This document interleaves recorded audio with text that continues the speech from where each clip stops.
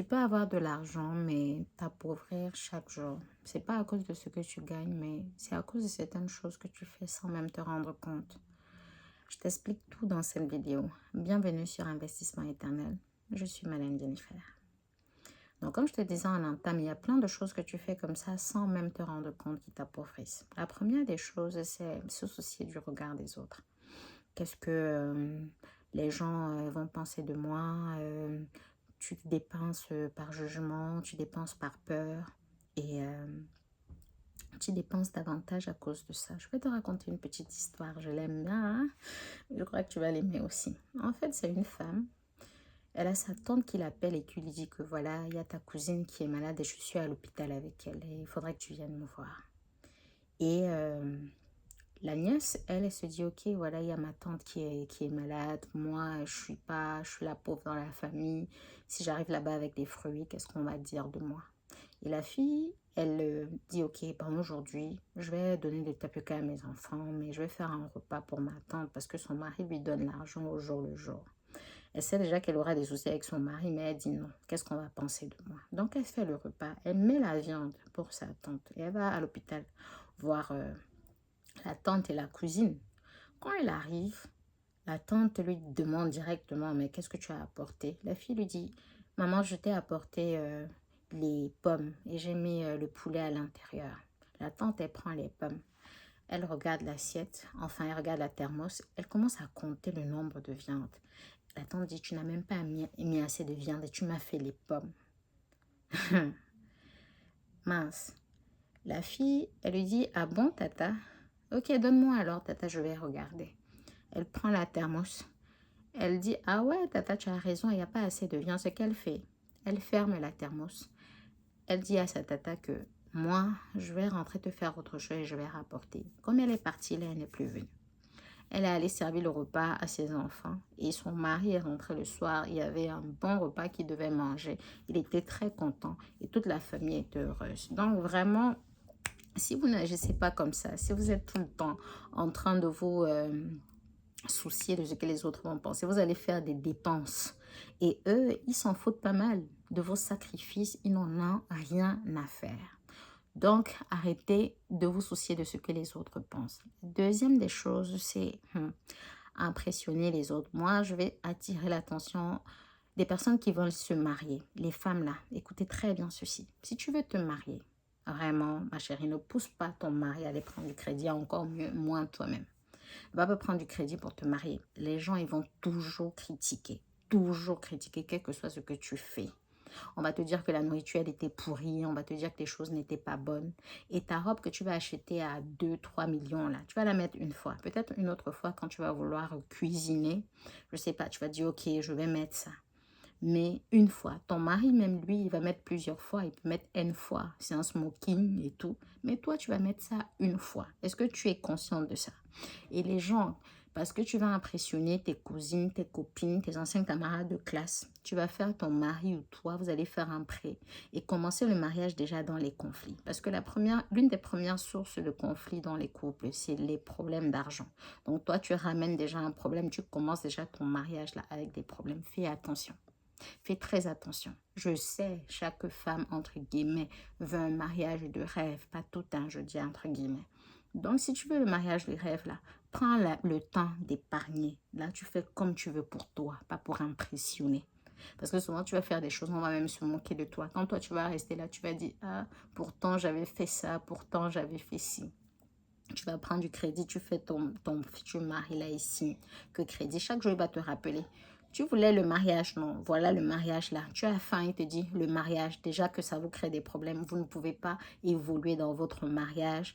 Vous ne pouvez pas vous construire parce qu'il y a un crédit il faut rembourser. Un crédit de quoi? Des millions pour aller se marier.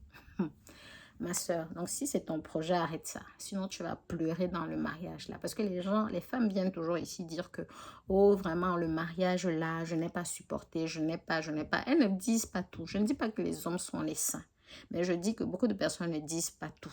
Parce que c'est pas toujours ça peut pas toujours être des hommes qui sont les sources de problèmes. C'est des choses souvent qu'on a fait qui nous créent des problèmes. Parce que si tu t'arranges déjà à prendre du crédit, et dans le mariage, on te dit, ok, tu voulais le grand mariage, non? Ok, aujourd'hui, on va manger le tapioca. Ok, aujourd'hui, on va manger ci. Ok, aujourd'hui, on mange le pain sec. Toi, tu dis que tu ne manges pas chez toi. Tu as le mariage que tu voulais, non? Donc, faites attention. Vraiment, arrêtez d'impressionner les autres. Vraiment. Il faut vivre vos vies. La troisième chose, c'est la comparaison. L'histoire, sinon, tu dois absolument connaître ça. C'est l'histoire d'un homme qui décide d'immigrer. Avec sa famille, ils arrivent. Le monsieur Bon Combo, il arrive, il trouve un travail, tout est pépère. Des années comme ça, là, quelques années après, il commence à construire dans son pays d'origine. Il a même acheté une maison dans le pays qu'il a accueilli. Sa vie est bien. Sa femme un jour se lève et dit que moi, à mon niveau là, comme tu vois, ce n'est plus la vieille voiture là. Moi, je vois les gens qui sont venus, même ici après nous, ils vont acheter des voitures chez les concessionnaires. Toi, tu me fais toujours rouler dans un vieux véhicule. Moi, je veux une nouvelle voiture. Il faut que tu ailles faire le prêt. Le mari dit non.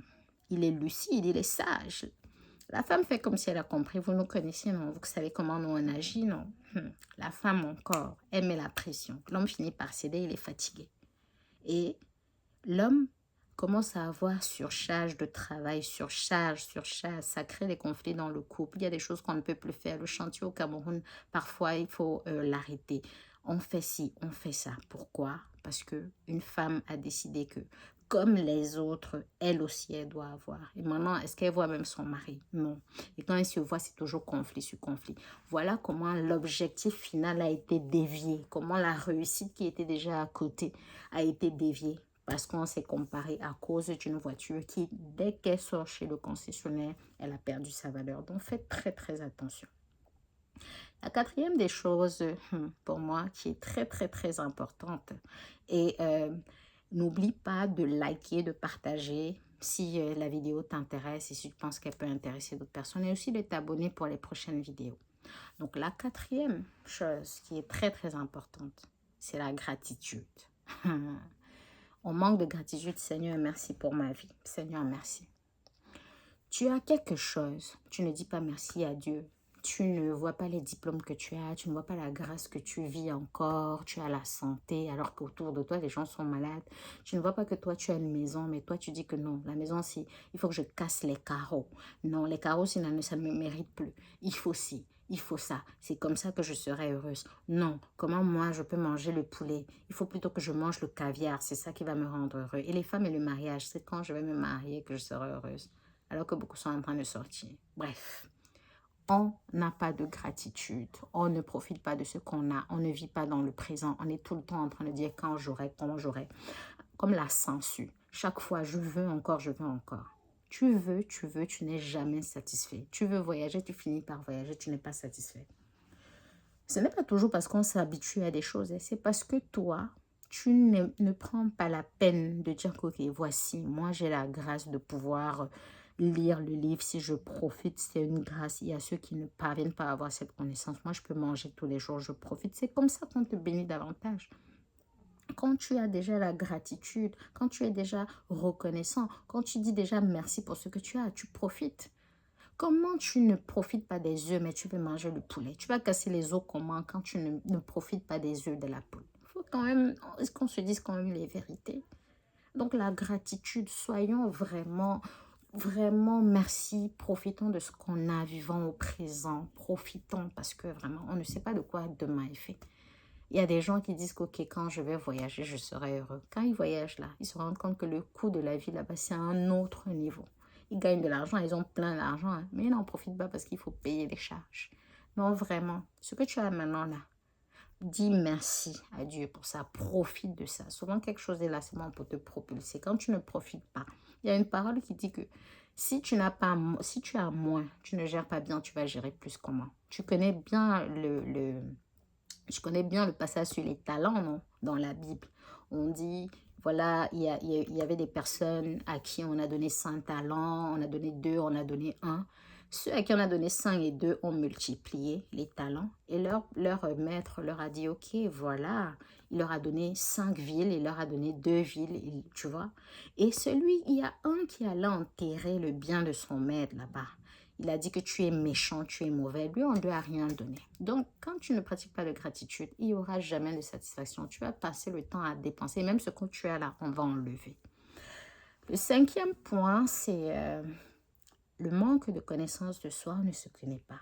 Et c'est pas une habitude, mais lui, c'est en fait, c'est parce que tu ne te connais pas que tu vas te soucier du regard des autres, tu vas chercher à impressionner, tu vas te comparer, tu vas manquer de gratitude parce que tu ne te connais pas en fait.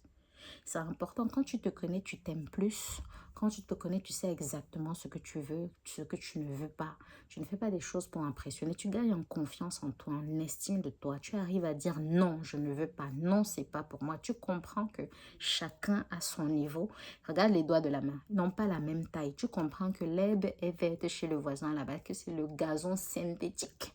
Que toi-même, tu as l'herbe, mais lui, il a le synthétique. Parce que tu penses toujours que là-bas, c'est bien et tout. Quand tu te connais, tu dis non, voici ce que moi j'ai, voici ce que moi je vaux, voici ce que... Parce que tu te connais. Et quand tu fais des dépenses, c'est exactement ce dont tu avais besoin ou ce dont tu désirais qui allait combler un besoin. Je suis sortie il y a quelques jours, je suis allée m'acheter des jeans. J'étais tellement contente de cet achat.